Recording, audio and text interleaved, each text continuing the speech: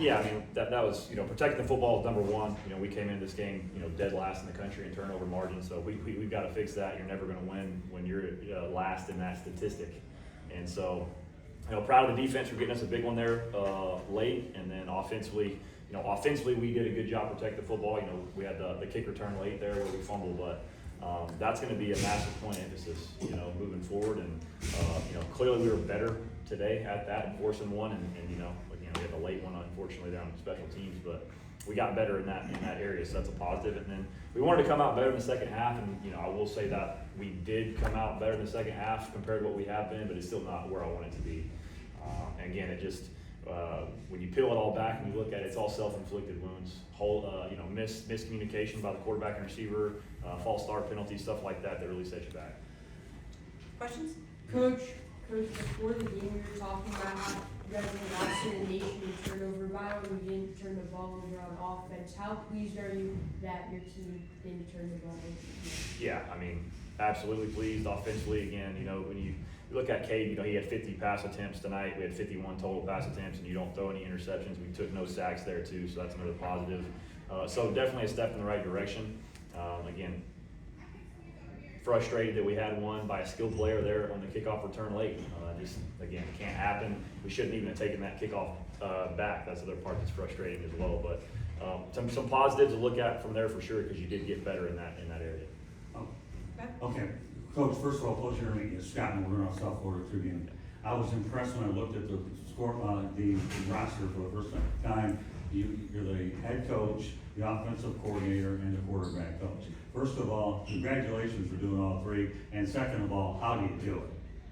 Yeah, I mean, it starts with, just people that you surround yourself with, on your staff, people that can help you in a bunch of different areas, because I do clearly have a lot on my plate. But, you surround yourself with certain people that help you get everything done. And you just, I'm not a procrastinator kind of type guy. I get in early and I go to work and I get it done and then I leave. And so I think that helps me out. But more than anything, just surround myself with the right people that help me get stuff done. And I have a follow-up to Brandon, anyone over here? Or Robbie? Yeah, Coach, we got a little bit out of hand there in the fourth quarter, 31-7. We talked about the bad quarter, but what was Memphis able to do this time that led to that? Yeah, I mean, it's, again, we just bad football by us. We give up a big touchdown there, or a big pass there. Again, just a player trying to do a little bit too much. We should have stayed on top of coverage right there, and instead we undercutted, tried to make a big play. And when we do that, in that call that we had defensively, we have nobody else on top. And so that's a play where we're supposed to stay on top of coverage. And again, we got greedy and didn't do that, so that hurt there. You get to the point where you're down, and you got to get in some fourth down scenarios, right? You have a big play, we get a first down, we're about to be rolling again, holding, so now you're in 3rd and 20. We got to get out of those situations, and really it comes down to us being better at doing our job and not doing the self-inflicted wounds. And then clearly late, again, talk about you had a fumble on kickoff, so right there they had the ball right there multiple times that really inflated the score. Some struggles in the run game. Is there any update on Sands, first of all? Is that the struggles in the run game, is that kind of what you think led to some inconsistencies with the offense in the second half? A little bit of both. Update on Sands. We'll see where he's at. I don't think it's too bad, but again, we'll have to see what he looks like tomorrow coming in the building. I mean, we knew coming in that it was going to be a tough day sledding, running the football. They are a very good run. They're a run-first defensive kind of team, and when you look at them statistically, where their weakness has been through the air. We got to get better though. I mean, you look at it on the paper right here. Xavier Drill 2 yards a carry. Jamari Sands 2.6 yards a carry. That's not going to cut it. So again, we got to find new ways to create. And again, we knew it was going to be tough coming in. We knew it was going to be probably more of the ball in the air type of game for us. But ultimately, you always got to find those little areas where you got to get better. Coach, defensively, it was a bit of a struggle stopping the run. What do you think led to those mishaps on that end? Yeah, we just gotta fit the run better. I know that's a bland question, but that's all it really comes down to. They do a lot of eye candy, a lot of split flow zone, a lot of flat throws, quick motions with the split flow zone. And our guys we gotta have better eye discipline. We gotta make sure we're hitting our gaps, because really that's what that comes down to. And again, we got to get lined up. We got to play. We knew, again, 19 attempts passing the football. You know, we knew exactly that was going to be the kind of game it was going to be. And again, it really just comes back to keep having great eyes and making sure we're in our gaps. And then early too, I mean, you go watch the tape, we had some really good calls in. We're just that close from making a huge play and getting them in second long scenarios and getting them out of their rhythm on what they want to do. And it's going to be one of those things where we've got to clean that up, and you've got to make sure we're where we need to be, and we're getting that ball and making those plays that we're supposed to make. You mentioned, how close it was to coming up, making a big play in the backfield.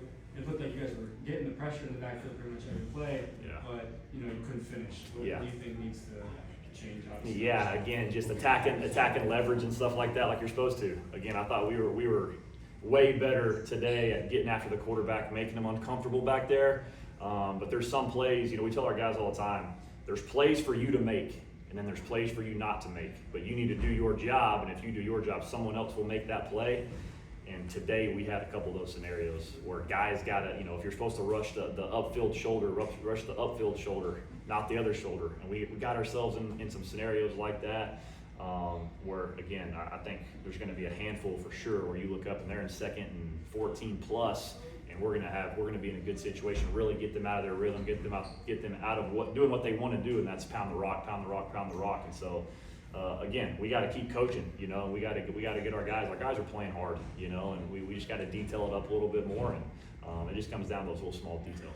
You kind of spoke about it already, but when it comes to the pass game, how do you feel about the route running, the depth of the routes? You kind of spoke about in previous weeks how you want to see improvement in that, and then when it comes to just overall production on a down basis, do you feel that this week's performance set a nice foundation to build upon, or is there still a lot that you feel like, hey, we need to get back to practice and really hit the ground running even more to make sure this gets to another level?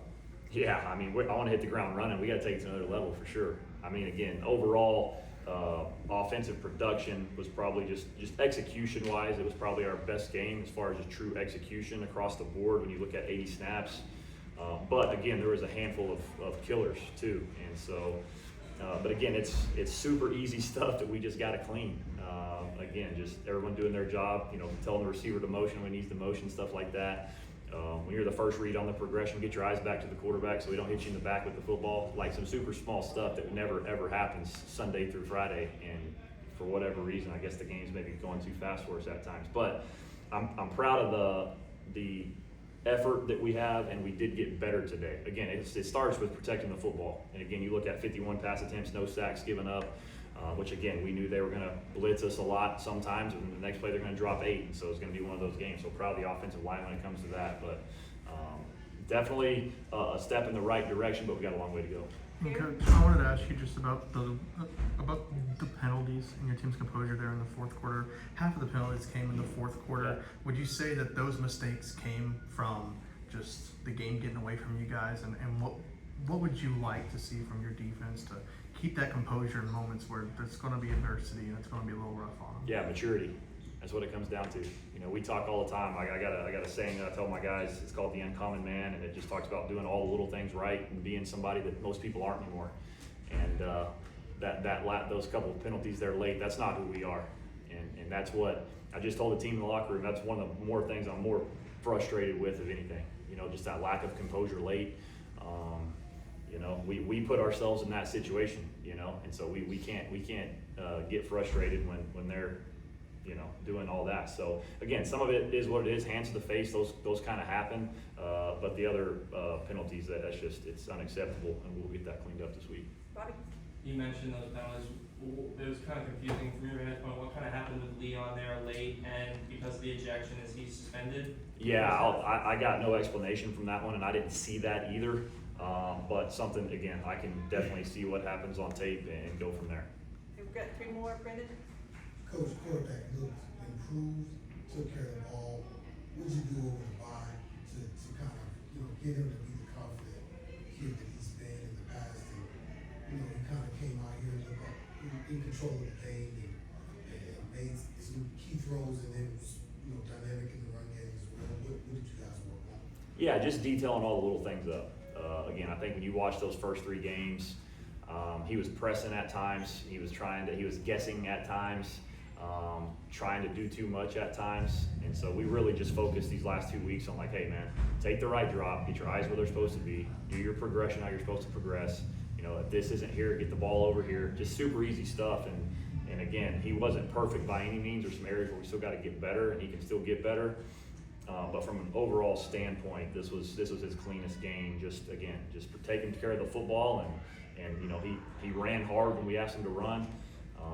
And so he's again, I have full confidence in him, who he is as a leader, who he is as a young man, and who he is as a football player. And so I got full confidence in him. And I think, you know, as we keep going, you know, I think the continuity will get better, the chemistry will get better, and we'll keep getting better as a unit. Follow if I could, he had some drops.